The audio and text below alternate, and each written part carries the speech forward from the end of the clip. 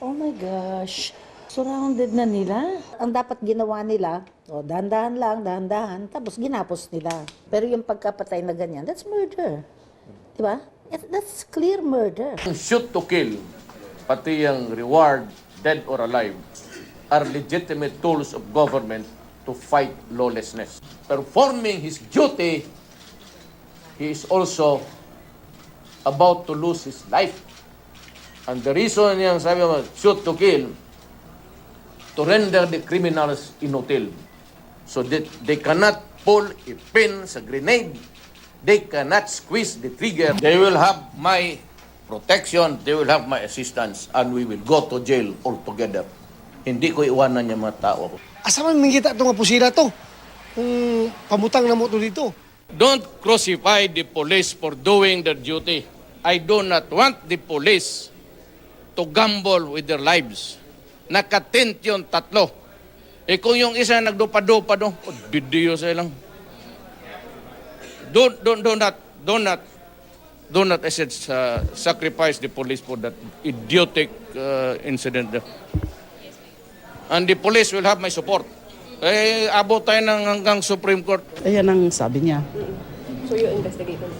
May mga witnesses kasi kami noon sa CHR na iba ang sinasabi. Tapos itong witness din na ngayon na nasa WPP, ganun din ang sinasabi. Siya ang tinuturo na nasa likod niyan. Talagang I've been really raising hell against this phenomenon called Davao Death Squad. Nag-conduct nga ako noon ng public hearings at doon nga siya una atang nagalit sa akin eh. Wala naman po akong pakialam sa mga political considerations. Yan si Dilima, nagpapa-ek-ek lang yan. Gustong tumakbo yan ng senador. Then I said, you file a case against me. You started it when you were the human rights chairman. You file the case, make yourself as the complainant, and I will place you in the witness stand. Wala kayong respeto. You do not even try to find out the truth. Di ba sinabi ko na sa'yo, nag-usap tayo noon, hindi ako ganun, ma'am, and i-address you as ma'am. Although mas nauna ako sa eskwelahan natin sa iyo. Ni ma'am kita eh. Sagasaan kita. Sinagasaan mo ako na sa power ka, sasagasaan kita. You better stay there, DOJ, until the end of time. Because I will file charges. Yung law-abiding citizens of this country have really nothing to fear. Na sabihin nila na diktador ako, so be it. Total naman, hindi naman ako naghingi ng boto ninyo. Ayaw ko, simula ngayon sa lahat, na may bababa dito na smuggled goods. Sabi ko, babarilin ko kayo. And if this guy would go to Davao and start to unload, at nakakita ko nandyan siya, you must be in the commission with crime. I will gladly kill him. So, ibig niyong sabihin, pagka pumunta ho to si David Bangayan alias David Tan sa Davao at mag-smuggle ng bigas o smuggled products, papatayin niyo po? Well, of course, hintayin ko siya sa labas. I do not want to tinker with his hands. Pagka lumaban ito and he puts up a good fight, I would not hesitate. I'll do it for my country. So, sabi ko doon sa intelligence community, produce to me a face of David Tan.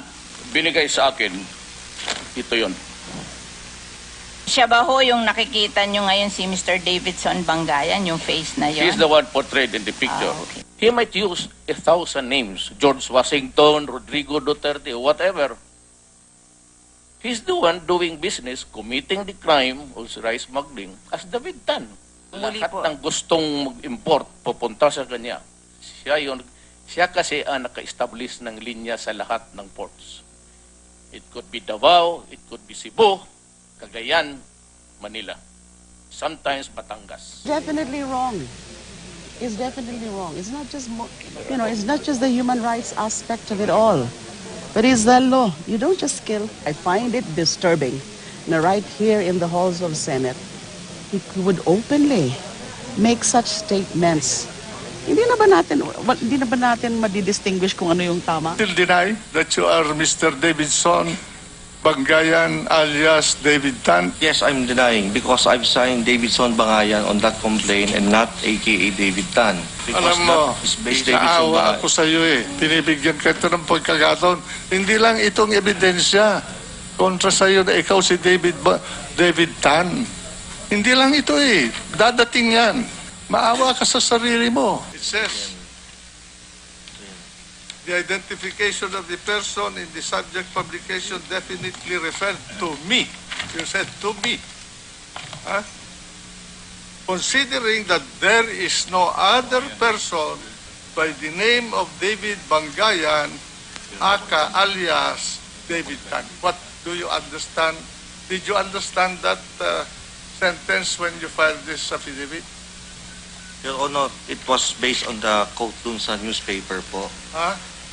And then, kung yung pinirmahan ko po, is Bangayan lang po. As you could see on the, dito na po sa, yung when my son's Chair, statement. may I move that this person be Davidson held in Bangayan po. contempt for lying in this committee? Your Honor, hindi naman po ako nag-lie kasi even in my complaint attire. Affidavit mo ito eh. Your Honor, hindi po na-correct ng lawyers yan. Your articles are ripe with innuendos and pregnant with falsity. We do not intervene in the affairs of the armed forces. We are just an office that receives complaints or papers for reference and we transmit them to the proper agency. We do not get any money. We are not interested in that. Para sa alaman ninyo, you can stop your suspicious mind from roaming somewhere else. But since you are a fake news outlet, then I am not surprised that your articles are also fake. We can debate now. Tell me where is our lies, and I'll tell you where are yours. Anybody? Okay. First question po Kasi for Pia Ranyada of Rappler. I am asking you, where are your sense of values going? Sir, earlier in your speech, you were saying that the issue with the SEC ruling is not an issue on press freedom. Galing ako, But- galing ako ng flight, nagkatulog ako. Okay. Okay, sir. Sir, earlier in your speech, you said that the issue on the SEC ruling against Rappler is not an issue of press freedom. But at the same time, during your speech, you were giving comments about the media and about Rappler and Inquirer na sumusobra na kami. So what does that mean, sir? You say that this is not an attack on media, but you also have attacks on media in your own speech. Let me following give the you an ruling. example. Huwag na tayong lumayo. Your inquisitive mind goes beyond its normal proportions. Boom, ayun na. You know, I just tingnan ninyo yung a daily dose of your medicine. Bongo intervenes in the 15 billion. Who gave you idea he can intervene? Where is his signature? Where is your statement? And where is your even a point of reference? Dumadata, ang dami talaga sa akin. But look at, alam mo, hindi ako mag-ibang pero bilyonaryo to. Sa totoo lang. Punta kayo Davao, tanongin niyo kung sino yan. Uy, ito mga ganito. It seems to appear na intervening because of what? Money? The things that you are telling here never happened. Pag magtangkap kami na gano'n, ipasa namin doon sa proper, if it's Justice Department, it goes to the Justice Department. If the subject matter here is about transportation, it goes to Tugade. Sir, first of all, you're digressing from the question. Secondly, we also got SAP Bongo's side before publishing the story. But So- even if it does not, even if I do or I do not know that, tignan mo yung headline mo. Is that really Sir, hindi po ako a nagsabi. work of a sensible person? He's not a military man and he what? You think you can convince Lorenzana And the guys there, you can bribe them? Or you would think that sila papayag nga kami ang mag-bribe then the way I talk, the way I've been firing people?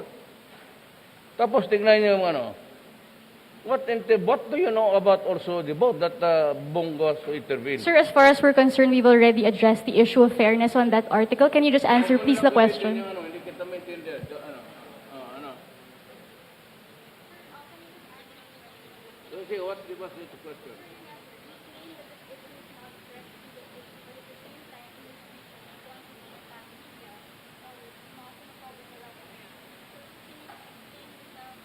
I am now explaining even with your article.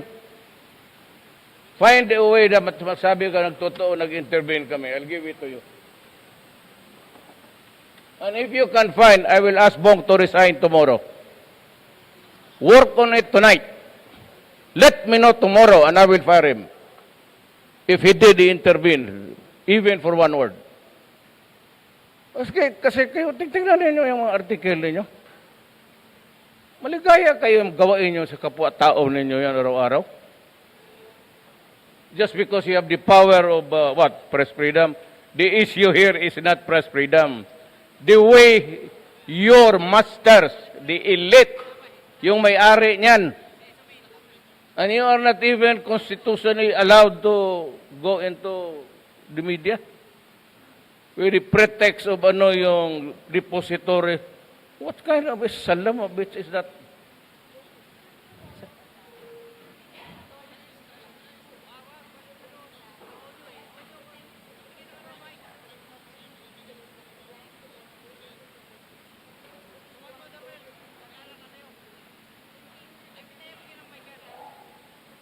Walang technicality. The Constitution does not really allow your company, of which you are a worker of that company. You are a Filipino who has allowed to abuse our country. And you are an active participant of that. Ayan ang mahirap. In the name of the Holy Grail of press freedom. Thank Yan you. ang totoo talaga yan. Thank you, Pia. Next question, Ms. Rose Novenario. Sumobra kayo. Pati ako, you're not only throwing toilet paper, you're throwing shit at us. Ay, sir, good evening Sumobra po. kayo. Talaga. Sir, good evening po. Yung amo mo, anong kaso niya?